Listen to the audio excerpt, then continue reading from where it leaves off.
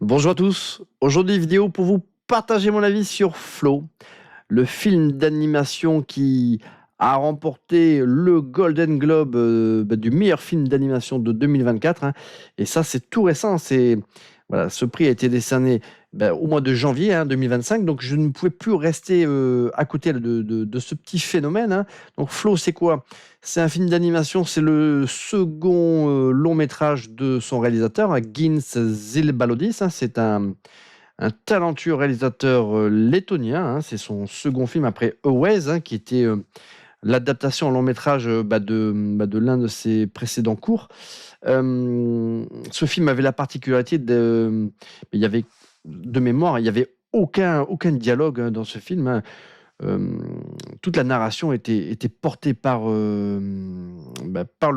l'image, hein. Et c'est le cas avec ce nouveau film qui met en scène une compagnie là, d'animaux, à la fois des animaux sauvages et des animaux domestiques, qui sont confrontés à ce qui s'apparente à un déluge, hein. Le synopsis, c'est que on suit un petit chat, hein, un petit chat domestique qui semble voilà, vivre dans une maison qui a été laissée à l'abandon par ses occupants.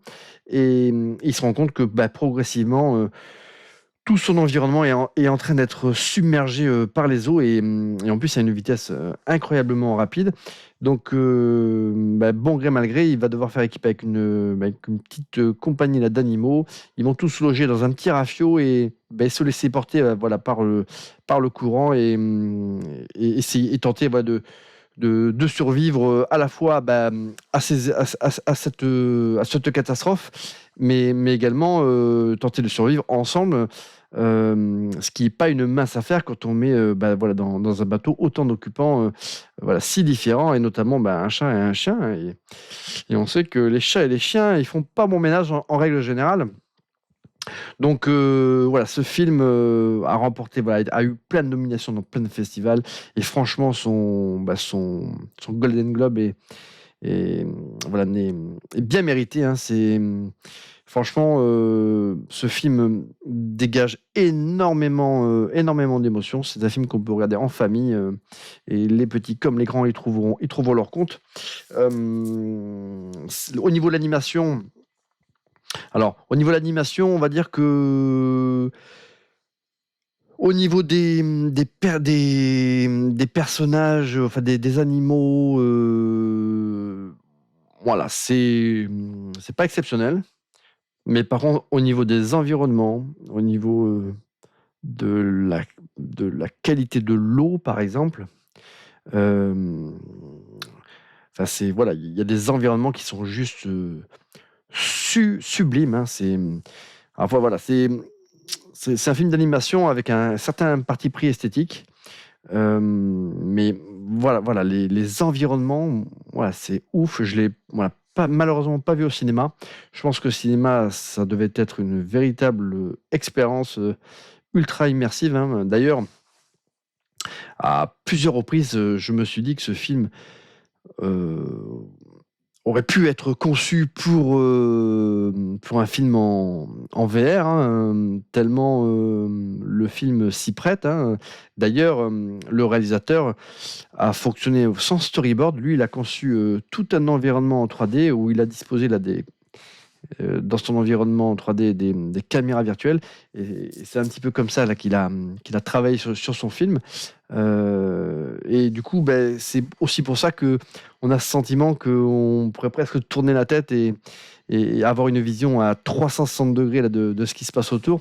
On a parfois même l'impression d'être dans les yeux là, du petit chat qui observe tout son environnement. Voilà, c'est ultra immersif, c'est très très très très beau.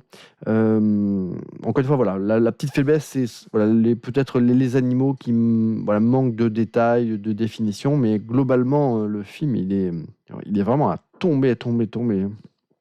J'espère, enfin, je sais pas si c'est de l'ordre du possible, mais ça serait loin d'être bête de faire une transposition de ce film en VR, hein, et proposer sur les casques VR une expérience sur une adaptation de ce film d'animation. Ça serait complètement ouf. Euh, donc, Ce qui m'a également bluffé, c'est que les animaux que l'on a dans ce long métrage se comportent voilà, comme de véritables animaux. C'est-à-dire que le petit chat que l'on suit, eh ben, il a tous les gestuels, les mimiques, tous les traits de comportement d'un chat. Enfin, si vous avez vous-même un chat domestique à la maison, vous allez regarder ce film, on vous dira, ah, ça c'est notre petit minou qui fait de la comédie. Et pareil pour le chien, pareil pour tous les animaux. C'est vrai que d'ailleurs, voilà, ça a été la grosse prouesse technologique de ce film, et c'est aussi une des raisons pour laquelle il a été primé. Ils ont fait un travail incroyable pour restituer avec authenticité voilà, tous les comportements de ces animaux. Ils ont quasiment tous les animaux, on a utilisé des, des, des vrais bruitages, hein, c'est-à-dire voilà, des vrais bruitages de chiens, de chats, enfin voilà, tout. Je crois qu'il n'y a que pour je sais plus comment ça s'appelle, ça ressemble à un gros enfin, je sais pas ce que c'est, on dirait un gros castor, où là, je crois qu'ils n'ont pas utilisé le vrai son de l'animal, puisque ça l'aurait pas fait a priori, mais globalement, voilà, tous les sons que l'on entend dans le film ont été enregistrés à partir de vrais animaux. Voilà, tous les comportements des animaux sont voilà, hyper authentiques. Alors certes, à certains moments, il y a le, le, le film est très très ésotérique. Il a également une belle portée philosophique, et c'est vrai que parfois il y a certains moments donnés où, notamment quand les animaux tiennent la barre là, du, de la petite embarcation, il y a cette idée là de se rapprocher un petit peu d'un comportement humain, mais globalement, voilà, j'ai été scotché, voilà, par l'animation là, de ce film, et surtout par visuellement, par la beauté de ce qui m'était présenté. L'ambiance sonore est vraiment dingue. La musique est très très très jolie. Alors je sais pas qui c'est qui a, qui a enregistré effectivement la musique pour ce film d'animation. Alors je sais pas s'il s'appelle Gurval Galas. Hein, ah non, ça c'est pour le son. Eh ben non, mais c'est pour la musique, c'est pareil. Hein, c'est Gins Zilbalodis en association avec Riyad Zaloup. Alors ça, je sais pas non plus qui c'est, mais de toute façon, Gins Zilbalodis, le réalisateur, hein, il est réalisateur, il est au scénario, il est à la musique, il est quasiment à toutes les strates là, de l'élaboration là, de son film. Hein. C'est un petit budget, hein, c'est 3,5 millions d'euros, et je crois que le tournage de ce film, enfin pas le tournage, en tout cas la réalisation de ce film, ça leur a pris quelque chose de l'ordre de 6 mois. Hein. Comme il le disait, le réalisateur, en gros, chaque animateur qui travaillait sur le projet réalisait en une journée quelque chose comme de l'ordre de 2 secondes de film par jour. Donc ça a quand même été un travail colossal. Le film dure alors un peu moins d'une heure et demie, mais ouais, c'est vraiment un enchantement, véritablement un enchantement. Donc le film, comme je le disais, progressivement, il va vers quelque chose. Voilà, il diffuse, enfin, il va vers un final quand même un petit peu ésotérique, c'est vrai. Je suis pas sûr d'ailleurs d'avoir perçu toute la portée d'ailleurs, tout le message qui a été porté par le réalisateur, hein, parce finalement, comme je l'ai dit, il y a une portée aussi philosophique dans ce film qui est très très intéressante, hein, notamment, forcément, il y a un effet miroir avec les êtres humains, hein, où on voit ce petit groupe là, comme ça, là, d'animaux là, qui sont obligés quelque part de faire front commun, de faire bloc, hein, face à une menace à laquelle ils sont tous exposés, hein, donc ils vont devoir apprendre à vivre ensemble, à s'entraider, à partager. Donc c'est un film qui intelligemment met en avant plein de valeurs finalement humanistes, hein,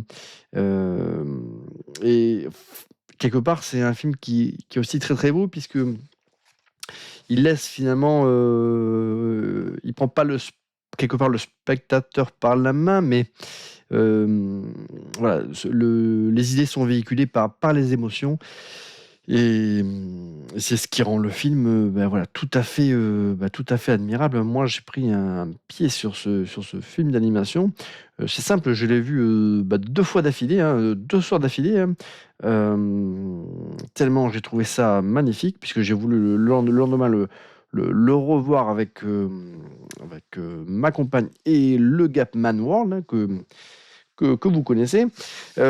Franchement, voilà, une petite pépite. Donc, moi, ce que j'ai envie de dire, c'est que, comme le film a été encore une fois réalisé à partir d'un environnement 3D, d'une sorte de quelque part, comme si le réalisateur avait créé un monde virtuel, hein, dans lequel il avait placé des caméras.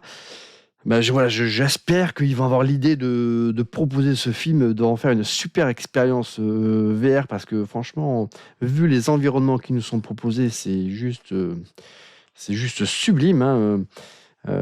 C'est vrai et puis avec ces vestiges là de l'humanité, c'est ça, et c'est ce qui est un peu bizarre, c'est que d'un côté, on a l'impression qu'on est dans un monde bah, hum, post-apo, mais assez récent en fait, puisqu'on serait confronté au début, on va dire, de la fin de quelque chose. Et d'un autre côté, plus le film avance, plus on a l'impression que l'humanité semble avoir disparu depuis bien plus longtemps qu'on ne l'imagine.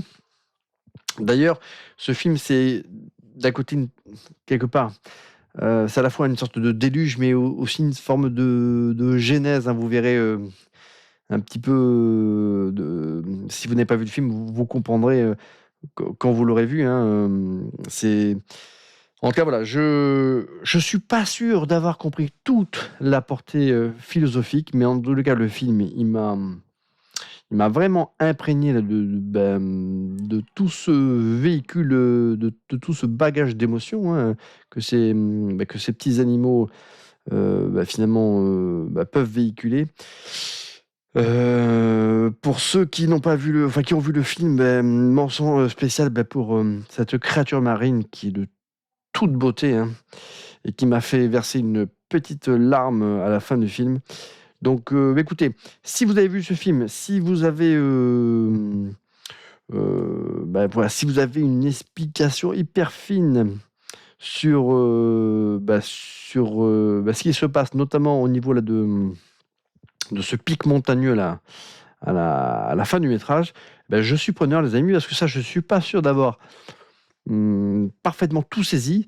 Mais en attendant, voilà, ce que j'ai saisi, c'est que j'avais ultra kiffé. Donc, Flow, je vous le recommande. C'est vrai que de prime abord, ça pourrait ressembler qu'à un programme pour les petits bambins.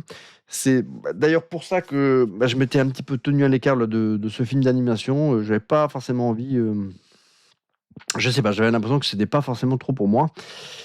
Et quelle erreur, hein. Franchement, j'aurais dû aller voir ce film au cinéma, hein. Ça a été une très très belle surprise. Voilà, je l'aurais pas mis dans mon top 10 de l'année, hein, qui est, comme je l'ai dit, hein, qui est plutôt bien fourni, et Le Robot Sauvage et même Transformers, l'un comme l'autre, je les ai trouvés extra. Donc je les aurais pas délogés de mon classement pour mettre Flo, mais en tout cas, Flo, voilà, il mérite, par sa réalisation, de par son parti pris, de par cette proposition, je pense qu'il mérite amplement son Golden Globe, et puis surtout, ce faisant, il a quand même mis à l'amende toutes les productions Disney et autres, hein. Là, voilà, une petite production de 3,5 millions de dollars qui met à l'amende tous ces gros studios.